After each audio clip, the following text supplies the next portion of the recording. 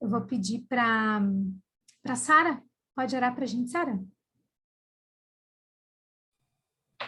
Posso sim. Paizinho eterno, bondoso, Criador de todas as coisas. Obrigada, Pai, pela vida da Suzana. Obrigada, Pai, por todo o discernimento, por toda a revelação, por toda a habilidade, Senhor, que a tua filha tem, de pegar as informações, Senhor, de compilar elas e passar para nós de uma forma, Senhor, que a gente consiga entender resumidamente, Senhor, mas que realmente a gente consegue, Senhor, ver a tua grande obra através da história da tua igreja, através do tempo. Obrigada, Senhor, pelo teu amor. Obrigada por essa inteligência linda que tu colocou na tua filha.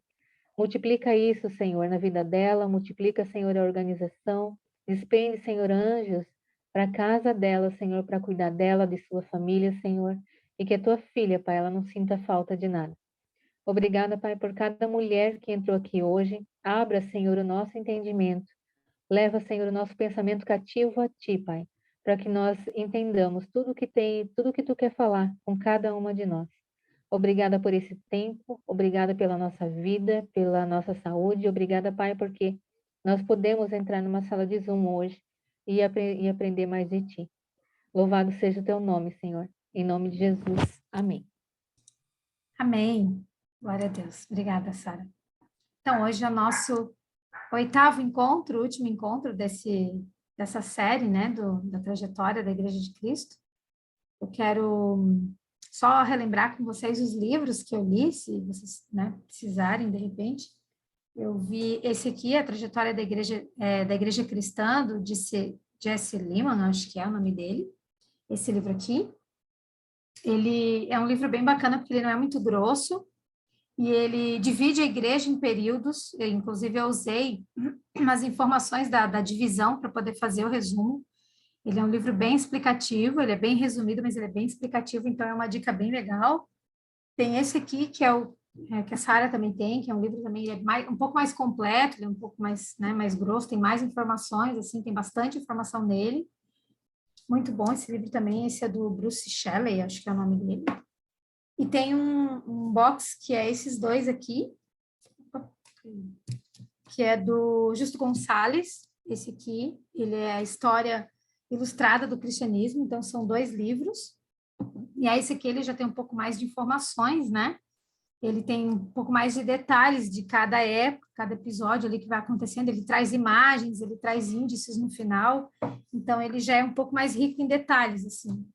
É bem, bem legal esse livro. Todos eles são muito bons, assim. Esse aqui, para quem quer só saber um pouco mais, assim, ele é bem legal também. Esses são os livros que a gente usou para fazer o resumo, tá? Sobre o último encontro que a gente teve, a gente viu sobre a evolução do protestantismo, né, em diversos países. Nós vimos ali que a Inglaterra, ela passa a ser um lugar de grandes revoluções, de grandes mudanças, né, que seriam importantes para o mundo agora, né? Sai um pouco daqueles primeiros países ali da reforma e avança mais para a Inglaterra. A Inglaterra ela passa a ser o foco ali um pouco. E aí nós vimos o surgimento dos puritanos, que começam a ter conflitos com a coroa, a gente viu o surgimento dos batistas, que é uma raiz dos puritanos também, que iniciou lá junto com os ingleses. Aí eles vão para a Holanda nesse período dos conflitos com a coroa, eles ficam um tempo na Holanda ali, e aí depois eles retornam para se estabelecer na Inglaterra, depois que acalma mais ali, né? Eles vão para a Holanda só no período da perseguição ali, né? A gente viu sobre o racionalismo que surgiu, que foi um movimento que começou a ganhar força ali, que daí, no caso, é o uso da razão, né? Que começa a surgir filósofos ali. Um dos filósofos que mais influenciou nesse período foi aquele famoso René Descartes, que usa aquela frase que todo mundo já ouviu falar, penso, logo existo, né? É muito desse filósofo, René Descartes. Surgiu nessa época também o iluminismo, lá na França, que trazia a humanidade para a luz da razão, né? Ele ia contra o domínio da igreja, o iluminismo, ele defendia o uso da ciência, da razão. Então, tudo isso acabou trazendo um esfriamento espiritual, trouxe um esfriamento teológico né, nesse período ali. E a gente viu que no Brasil veio um grupo de holandeses, né, para evangelizar, que até então só tinha vindo católicos, então veio um grupo de holandeses, eles fundaram em Pernambuco uma comunidade chamada Primeira Igreja Protestante do Brasil, isso mais ou menos em 1630, e aí eles ficam ali por um tempo, mais ou menos, pouco mais de 20 anos, eles começam a fazer um trabalho evangelístico aqui, um trabalho missionário aqui no Brasil, mas aí em 1654, mais ou menos, eles foram expulsos do Brasil, né? E os protestantes, eles só conseguem voltar para cá depois do ano de 1800. Então, passa aí muitos anos, né? Mais de 200 anos ali, quase 200 anos, eu acho que passa aí sem o protestantismo no Brasil. E aí a gente viu que surge também o movimento pietista, os moravianos, né, que buscavam mais do Espírito Santo, manifestações, buscavam experiências pessoais com Jesus, que era, né, um protestante mais íntimo, né, que buscava experiências pessoais, que não era uma coisa tão só do seu nascimento, que as pessoas nasciam e se tornavam, né, cristãs e só isso. Então, eles buscavam realmente uma essência verdadeira nisso, e aí eles buscavam essa experiência pessoal. Em 1727, eles experimentam o início do avivamento, e aí depois de um culto de ceia, eles sentem essa presença de Deus, esse sobrenatural começa a acontecer no meio deles, e aí eles decidem fazer uma torre de oração, uma torre de vigia de oração, eles juntam inicialmente 24 pessoas, eles começam a orar, e essa torre ela começa a orar, e eles não param mais, essa torre ela dura mais de 100 anos, eles ficam mais de um século orando sem parar, ininterruptamente, entendeu? Sem interrupção ali, mais de 100 anos, eles se orando ali. E aí a gente viu também que os moravianos, eles iniciam um forte trabalho missionário.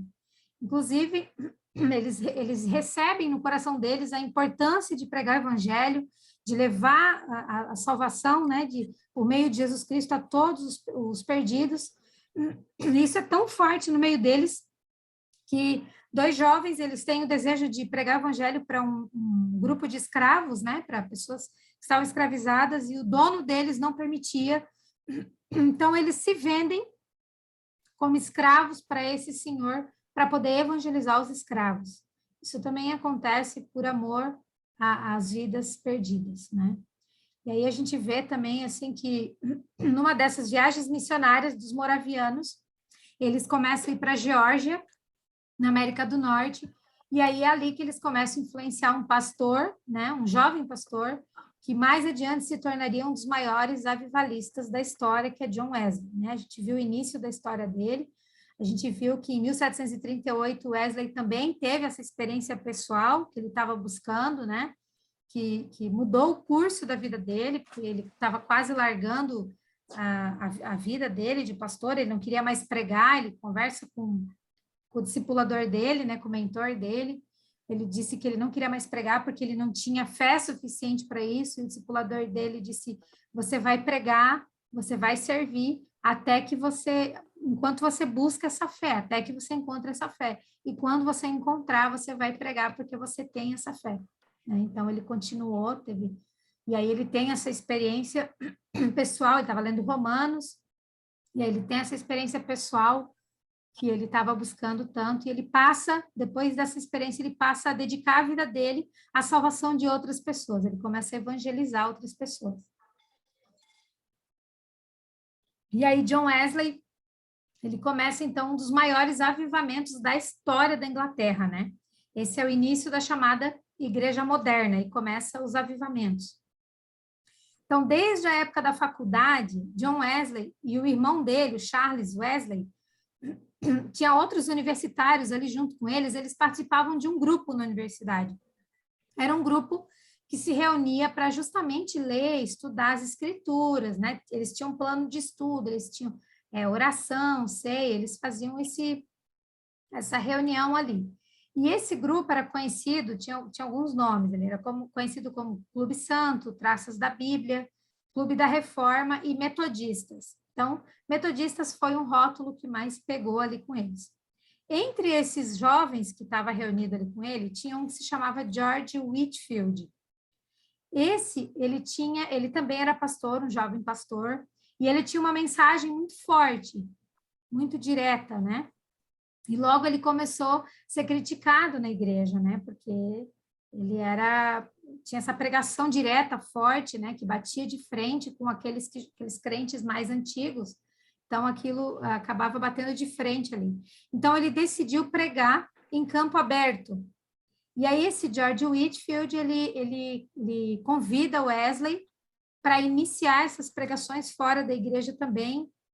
No início, John Wesley estranha um pouco, porque ele era bem quadradinho, a gente vai ler sobre a história de John Wesley, ele era bem quadradinho, assim, aí ele acaba cedendo, ele vai participar dessas pregações na rua, e, né, enfim, acontece toda uma transformação ali, e ele começa a pregar em lugares que era caminho, por exemplo, dos trabalhadores passar, horário de trabalho, então ele ia bem cedinho para as ruas, em pontos estratégicos ali, onde as pessoas estavam indo para o trabalho.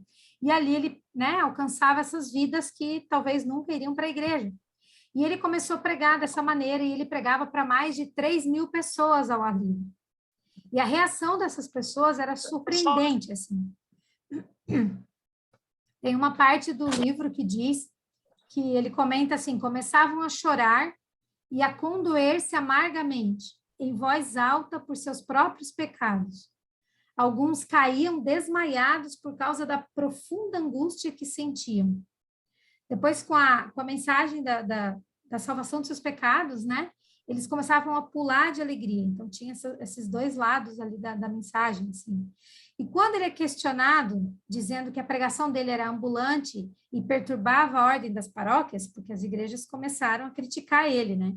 Wesley disse que o mundo era a paróquia dele. Ele disse, o mundo é a minha paróquia. Ele não queria mais saber de igreja, e aí ele começou a viajar de cidade em cidade, comunidade em comunidade, levando as mensagens, né? E através de John Wesley nasce o movimento metodista, né? Que é uma nova igreja também que surge mais adiante, depois não era a intenção dele, mas acaba surgindo o movimento metodista através dele. Essa pregação nas ruas, ela chega para as pessoas que talvez nunca ouviriam a pregação do evangelho numa igreja, porque talvez elas nunca entrariam, eram pessoas que estariam sempre muito ocupadas tendo que ir trabalhar, passando horas de trabalho, também eram prostitutas, pessoas doentes, mendigos, pessoas que eram excluídas também do meio da igreja.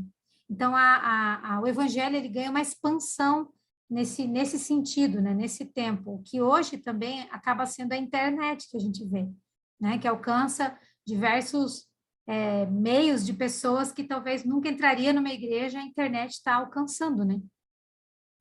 E Wesley, ele fica mais com o lado da Inglaterra, e George Whitefield, ele acaba indo para a Geórgia também, expandir essa pregação, essa pegada aí de pregar ao ar livre. Só para acrescentar também, George Whitefield e John Wesley, eles mais para frente, eles acabam rompendo os laços, não sei se de amizade, mas de pregação, de modelo de trabalho ali, eles não fazem mais juntos, por razões teológicas, né? Cada um vai para um lado, porque John Wesley ele se opõe à predestinação, então ele e o George eles não conseguem mais manter esse trabalho teológico juntos ali. Ao mesmo tempo que essas coisas elas aconteciam com John Wesley, lá nos Estados Unidos, um homem chamado Jonathan Edwards também começa a viver esse despertamento. Jonathan Edwards, ele era um pastor de igreja, ele era pregador, ele era calvinista convicto, e ele também vive uma experiência pessoal com Jesus. Ele tem os sermões dele, as pregações dele, elas não eram nada emotivas, ele se destacava assim com a necessidade de uma experiência de convicção do pecado, as mensagens dele eram sempre assim, muito forte, trazendo essa convicção do pecado para as pessoas e o perdão por parte de Deus.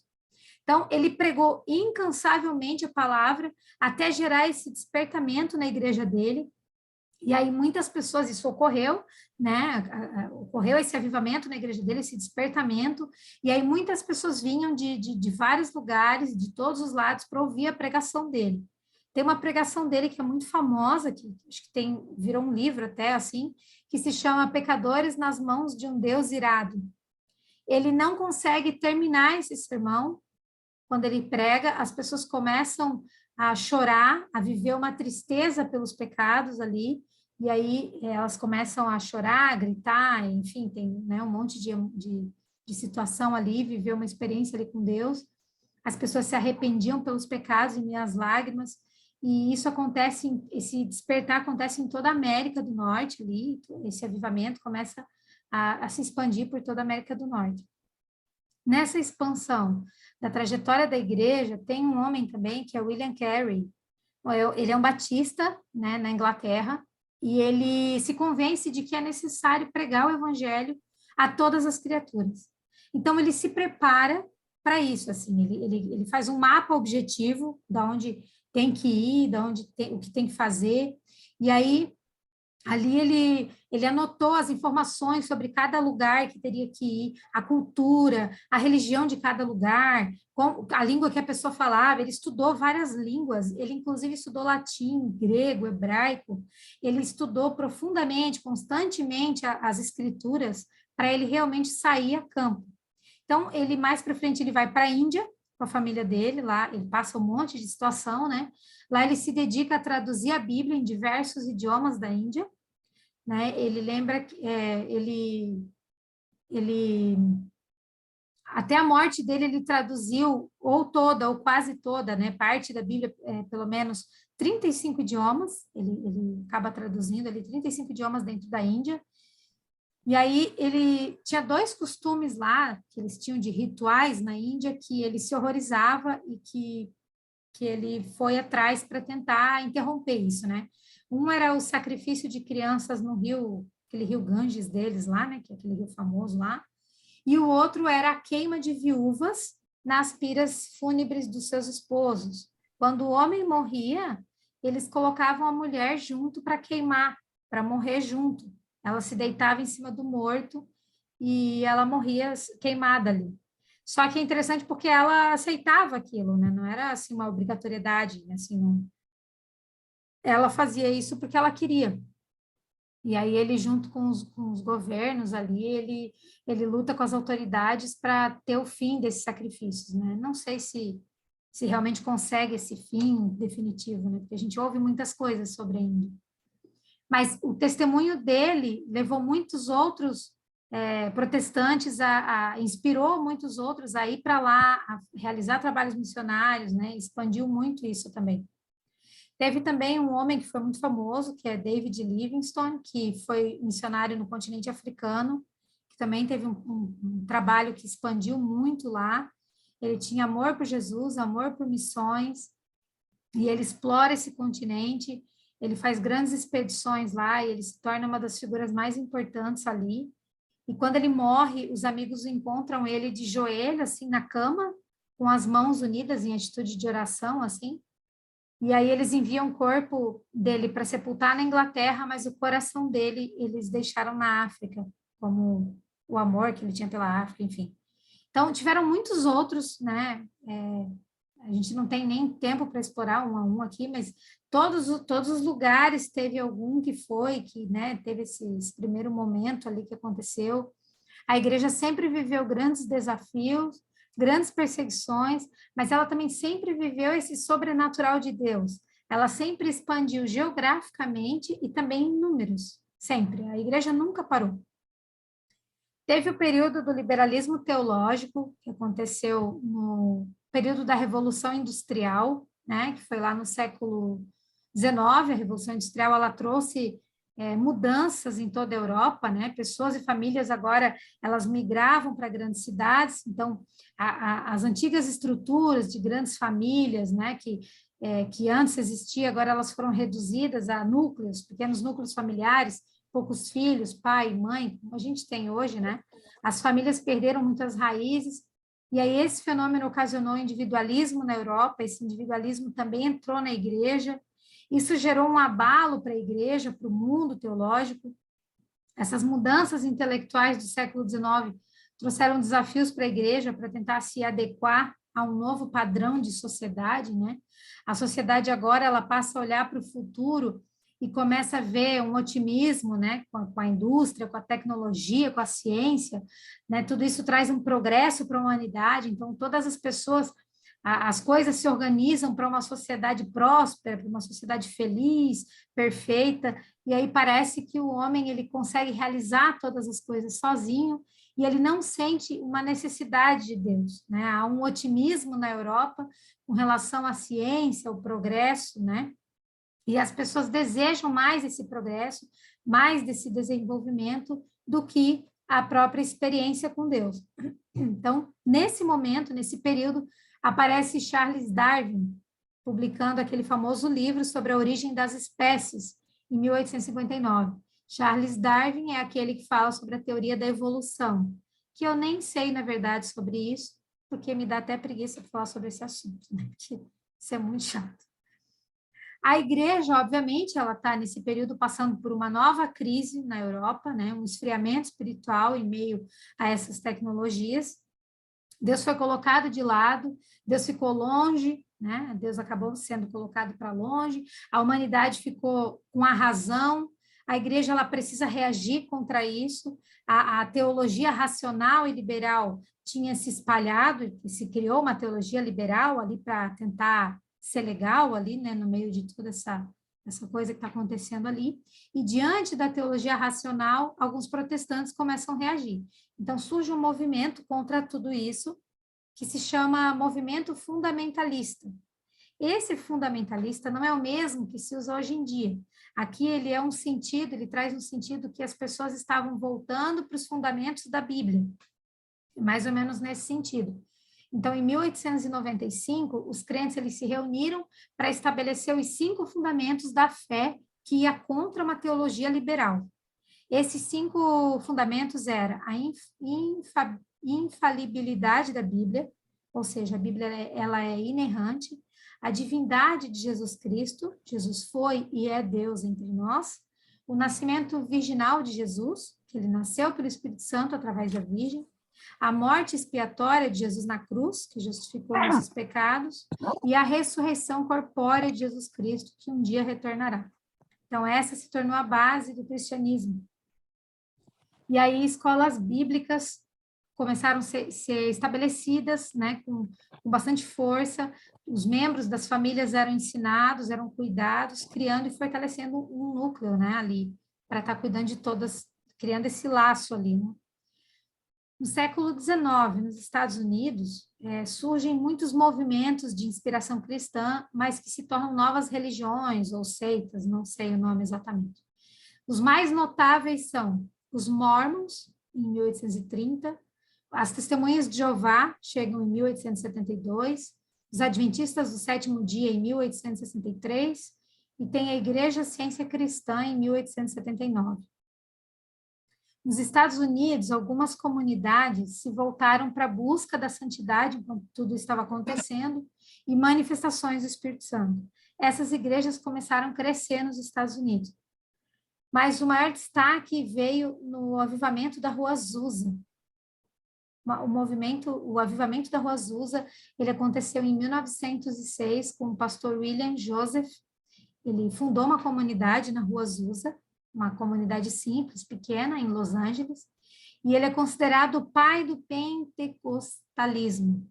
Ele começa a pregar Atos 2, ele começa a buscar o desejo do batismo no Espírito Santo com todos eles ali, e aí começa o avivamento da Rua Azusa. Né? Ali eles começam a viver esse avivamento, pessoas ouvem barulhos, presença de Deus no ambiente, algo muito forte começa a acontecer, cada vez mais isso crescia, eles faziam reuniões dia e noite sem parar e atraíam multidões para aquele lugar. Negros e brancos começam a se juntar ali buscando essa presença de Deus, que né, era uma época que a gente sabe que havia uma separação, né? Mas ali nesse avivamento ali da Rua Azusa, todo mundo se misturava porque tinha o mesmo objetivo, né? E foi justamente esse avivamento da Rua Azusa que é considerado o surgimento do pentecostalismo, que no futuro viria a alcançar praticamente o mundo todo, né? Outra coisa também é que eles chamavam a Rua Azusa de celeiro de missões, que as pessoas iam até lá, tinham experiências com Deus e recebiam, muitas pessoas iam até lá e recebiam chamados para missões. Enquanto tudo isso no Brasil, lembra que os holandeses, eles foram expulsos, né? E que só começaria a aparecer de novo em 1800. Então, em 1807, começa a ser permitido a entrada do protestantismo no Brasil. Então, o protestantismo, ele começa a entrar com um alemão luterano, que entra a partir de 1824, só que eles chegam com a imigração, não necessariamente com um propósito direto missionário, né? Eles vêm com a imigração e, obviamente, começa o protestantismo luterano. E aí, segundo grupo de protestantes que vem para o Brasil é o protestantismo missionário, que foi em 1855, e em 68 eles fundam a primeira igreja protestante independente do Brasil. Depois vem os presbiterianos, em 1859, eles fundam a primeira igreja presbiteriana do Brasil. Depois, em 1882, eles fundam a primeira igreja batista do Brasil. E aí, em 1910, chega no Brasil 2 missionários suecos, eles trouxeram o movimento pentecostal para o Brasil, eles tinham passado pelo movimento da Rua Azusa, e aí eles receberam o chamado missionário lá, eles vieram para o Brasil, e no Brasil eles plantaram a Igreja Assembleia de Deus, em 1911. E aí veio as guerras, né? A Primeira, a Segunda Guerra Mundial ali, chega com aquela força total ali, toda aquela certeza de progresso, aquela prosperidade, aquilo tudo caiu por terra, né? Quando chegaram essas guerras. Então, o próprio progresso tecnológico que a humanidade se firmava, agora destruía e matava as pessoas, né? As guerras, elas destruíram como nunca antes com a tecnologia. Eram batalhas aéreas, submarinas, navais, né? E tudo quanto é tipo de armamento. Então, uma das ocorrências terríveis que nós temos aí, obviamente, marcado na guerra é o Holocausto, né? Que ocorre na Segunda Guerra Mundial. Estima-se que só na Segunda Guerra morreram em torno de 85 milhões de pessoas. E com as guerras, morreu também toda a esperança, toda a expectativa da humanidade no progresso. E acontece um certo desencantamento da humanidade pela ciência, pela filosofia, né, nesse pós-guerra ali. E as sociedades que eram protestantes também começam a enfrentar esse esfriamento espiritual, né? As pessoas, elas pararam de frequentar igrejas porque não tinham esperança de um mundo melhor. Então, ainda 20 anos depois da guerra, alguns países tinham menos de 10% das pessoas que tinham antes dentro das igrejas. Então, nesse período ocorre realmente aquele esfriamento dentro da Europa, que a gente não sei se a gente consegue ver depois um novo avivamento depois disso ainda, né? Depois das guerras começa aquela explosão dos evangelistas, né? Começa o movimento de evangelistas, então, pregando a salvação pela graça, o arrependimento mais para o lado da América do Norte, né? O arrependimento dos pecados. Um dos mais famosos, a gente sabe que é o Billy Graham, né? Começa aí grandes cruzadas evangelísticas, evangelismo na TV, nas rádios, livros publicados, né? E o Billy Graham, ele pregou para mais de 200 milhões de pessoas. Mais de 3 milhões de pessoas entregaram suas vidas a Cristo através das pregações de Billy Graham. Billy Graham, ele morreu agora em 2018. Então, é algo bem recente também, né? A gente viu um crescimento de igrejas triunfalistas, voltadas para riquezas financeiras, né? Agora, nos últimos anos também, felicidade pessoal, desde a década de 70 a 80, isso começou, na verdade, né? Mas agora com muito mais potência, né? Com o avanço da rede social, da internet, né? Isso tem influenciado muitas pessoas pelo mundo inteiro, e são grandes igrejas, normalmente essas igrejas são muito grandes, né? Usam, inclusive, mídias sociais, TV, rádio, e esse tipo de igreja, uma grande maioria traz uma raiz pentecostal, mas ela não é associada ao pentecostalismo, né? Ela trabalha individualmente, ela trabalha com a ação do Espírito Santo, ela tem línguas, ela busca cura, mas ela opera mais forte nessa expulsão de demônios, busca de milagres, né? Essa coisa mais, parece que sensacionalista também, e trouxe também numa pegada vinda dos Estados Unidos, aqui, principalmente aqui para o Brasil, ela acrescenta aí a doutrina da prosperidade, né? Pegando carona nessa pegada aí, assim, a gente vê junto um crescimento desenfreado dentro das igrejas, de novas teologias, uma teologia humanista, né, onde o homem está no centro, onde ele precisa ser amado, especial, elogiado, bonito, e todas essas coisas, né? A gente começa a ver isso. As igrejas estão trazendo filosofias, estão trazendo técnicas psicológicas, persuasivas, técnicas de coaching, etc, etc, etc. E todos os dias tem novas teologias e novas doutrinas, né, para dentro das igrejas, todos os dias, em todo o tempo. Mas o que a gente vê é que cada vez menos a Bíblia é usada como conhecimento para as pessoas, né? Como inspiração, como profundidade espiritual. Mas uma coisa é certa, né? A igreja somos nós e a igreja ela é de Cristo. E ele nunca a abandonou e ele nunca a abandonará, né? Isso a gente tem como convicção. E nós temos que ser e fazer a diferença, né? E pregar a boa notícia até que Cristo venha buscar a sua igreja. Amém? Então, eu acho que era isso. Daqui para frente, a gente não tem mais assunto dos livros, porque são atuais. Eu acho que fica mais para um debate mesmo. Amém?